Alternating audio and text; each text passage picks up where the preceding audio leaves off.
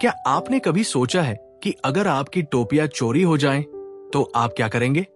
आइए सुनते हैं एक दिलचस्प कहानी जिसमें एक टोपी वाला अपनी समझदारी से बंदरों से अपनी टोपियां वापस लेता है। इस कहानी से हम सीख सकते हैं कि मुश्किल वक्त में शांत रहकर सही तरीका अपनाना कितना जरूरी होता है। एक समय की बात है, एक गांव में एक टोपी वाला रहता था। वो अपना पेट भरने के लिए गांव-गांव जाकर टोपियां बेचा करता था। वो हर रोज सुबह अपनी टोकरी में टोपियां भरकर घर से बाहर निकलता और उन्हें बेचकर शाम को घर लौट आता। एक दिन सुबह वो रंग बिरंगी टोपियां लेकर गांव से बाहर निकला। एक गांव में टोपियां बेचने के बाद वो दूसरे गांव की ओर चल पड़ा। चलते चलते वो बहुत थक गया था।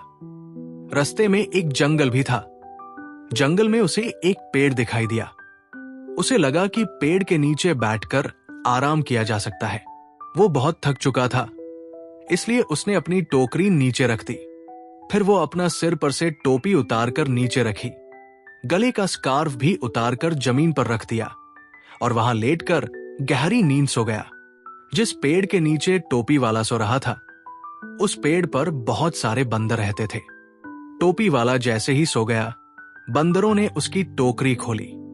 बंदर रंग बिरंगी टोपियां लेकर खेलने लगे। कई बंदरों के हाथ में टोपी थी। बंदरों की कूदफान से आवाज हुई, जिससे टोपी वाले की नींद खुल गई।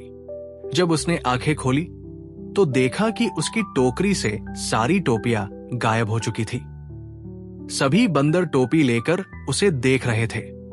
टोपी वाला समझ गया कि ये सब बंदरों का काम था। वो बहुत परेशान हो गया।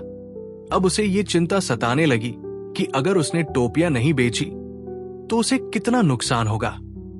ये सोचते सोचते वो अपना सिर खुजाने लगा।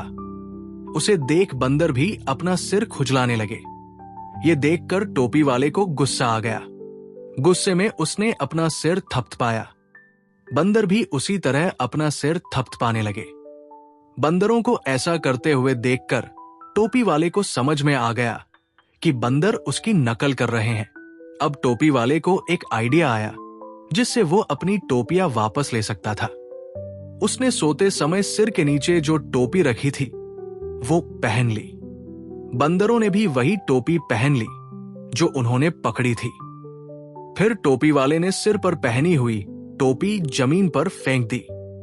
बंदरों ने भी अपनी टोपी जमीन पर फेंक दी। टोपी वाले का आइडिया काम कर गया। उसने जल्दी से सारी टोपियां इकट्ठी की। सारी टोपियां टोकरी में डालने के बाद टोपी वाला तुरंत वहां से दूसरे गांव में टोपियां बेचने के लिए निकल पड़ा। सीख: परिस्थितियों के अनुसार घबराए बिना हमें समझदारी से काम लेना चाहिए।